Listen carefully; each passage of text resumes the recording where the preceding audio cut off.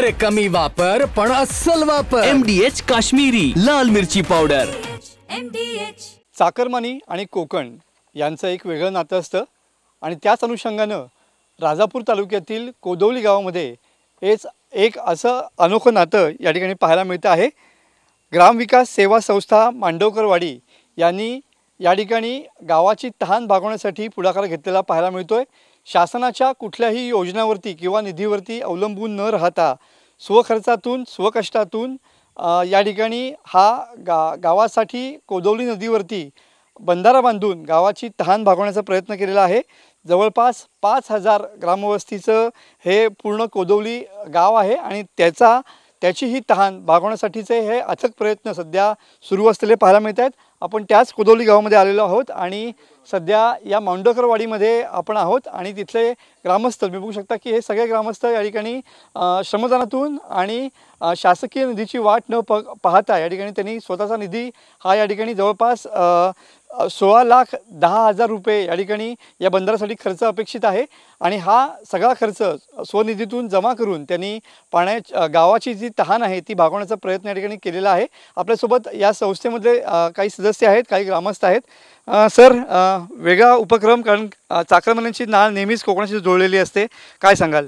निश्चितच सर, आम्ही एक साधारण 2 वर्षापासूनच हा आमचा प्रश्न जेव्हा ज्वलंत झाला की जी आमची जलजीवनची योजना आहे तिथे एप्रिल मे मध्ये अजिबात पाणी त्या विहिरीला समोर जर पाहाल तर ते आमची विहीर आहे आणि त्या विहिरीमध्ये पाणीसाठा फारच कमी होतो का त्याचं कारण शोधलं आम्ही की ती जी नदी आहे त्या नदीलाच पाणी नाही आहे, तर मग त्या विहिरीत कुठून येणार। म्हणून आम्ही तेव्हा निर्णय घेतला मुंबईतील सर्व तरुण वर्गाने की एक ते कायमच्या कॉन्क्रीटचा बंधारा आपण जर टाकला तर निश्चितपणे ही जी विहीर आहे ती पूर्णपणे भरलेली राहील आणि त्यामुळे आम्ही हे काम हाती घेतलं।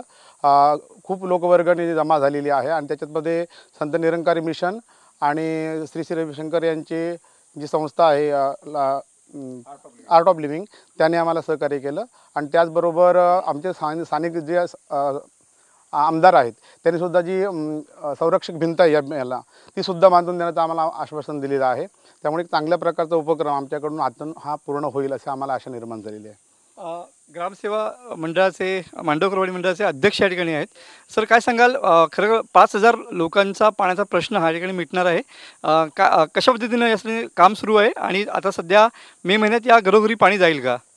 ह्या वर्षी तर कमी प्रमाणात जाईल, पण हा जो बंधारा बांधणार आहोत या बंधारा बांधत असल्यामुळे जी लोकांची जी गरज होती मे महिना आणि एप्रिल महिन्यामध्ये ती पूर्ण होणार आहे आणि त्यामुळे सगळ्यांना घरोघरी पाणी मिळणार आहे आणि आमच्यासाठी एकदम आनंदाची गोष्ट आहे।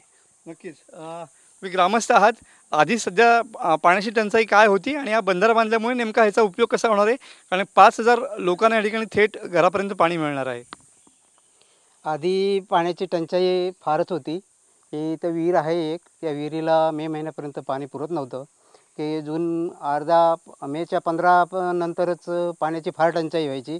आता ह्या बंधाऱ्यामुळे ही टंचाई कधीच होणार नाही असं आम्हाला वाटतंय। फार खुश आहोत आम्ही की या बंधारा झाल्यामुळे आणि या 5000 लोकांना सहज पाणी मिळू शकते आता। नक्कीच।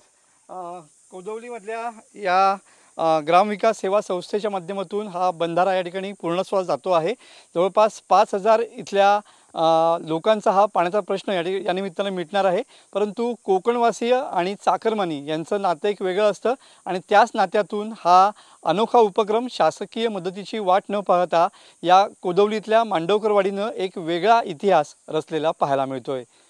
कॅमेरामन समित गजनेसह मी मनोज डेले, TV9 मराठी, मांडवकरवाडी, राजापूर।